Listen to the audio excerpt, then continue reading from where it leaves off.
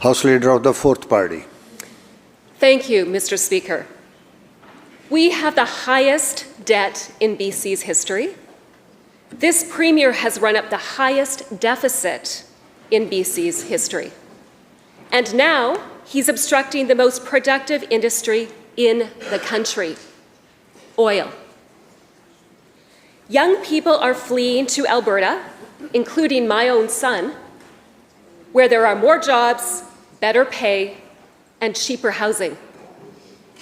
My question to the Premier is this: will he apologize to the mothers of British Columbians for chasing our sons out of this province?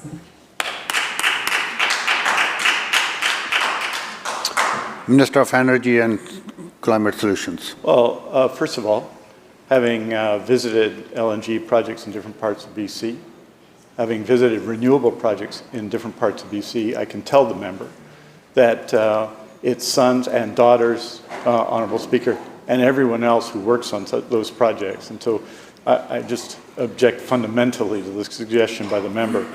The province of British Columbia is driving the Canadian economy with dozens of projects, not projects that are communications exercises, not projects that are communications exercises, without proponents, with a large communication staff, but without proponents, without business plans, without routes, without projects. Honourable Speaker, we're supporting projects across British Columbia, renewable projects which the member opposes, Honourable Speaker. The North Coast Transmission Line, which the member opposes, Honourable Speaker. LNG projects across BC, we are leading a new industry with the lowest emission LNG in the world. So in short, Honourable Speaker, what we're concerned is driving the Canadian economy with real projects. And yes, protecting our economy and protecting our coast and standing up for British Columbians as we always will.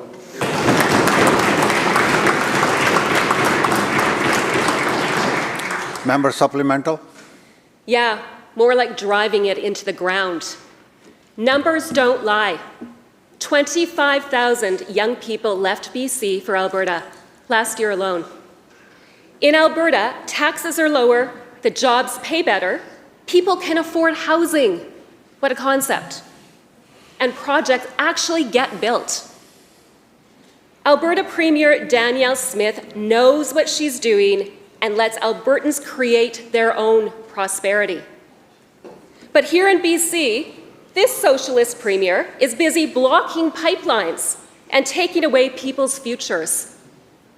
Will the premier fight for BC's future by allowing Alberta's lead to be on the map? Minister. I'd be concerned with members who oppose projects in British Columbia but support fantasy projects from other provinces, Honourable Speaker.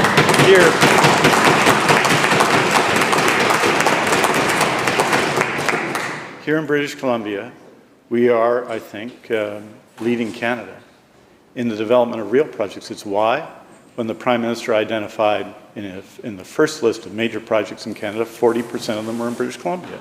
It's because of the work of the people of British Columbia, of the workers of British Columbia, of the government of British Columbia, and of all British Columbians, in fact, in driving economic development at an important time. We know our economy is facing headwinds as a result of really vicious and unprecedented actions from the United States. And as a result of that, Members. Honourable Speaker, everybody knows that. Everybody in our country knows that, whether it's Premier Ford or Premier Smith or our Premier. Here in British Columbia, we are leading on the question. And you see it in the projects we're putting forward, the dozens of projects we're putting forward. In February, we announced 18 priority projects in BC. All of those projects have advanced since that time because we are driving to ensure that people in British Columbia get the jobs they need and we build the economy that we need.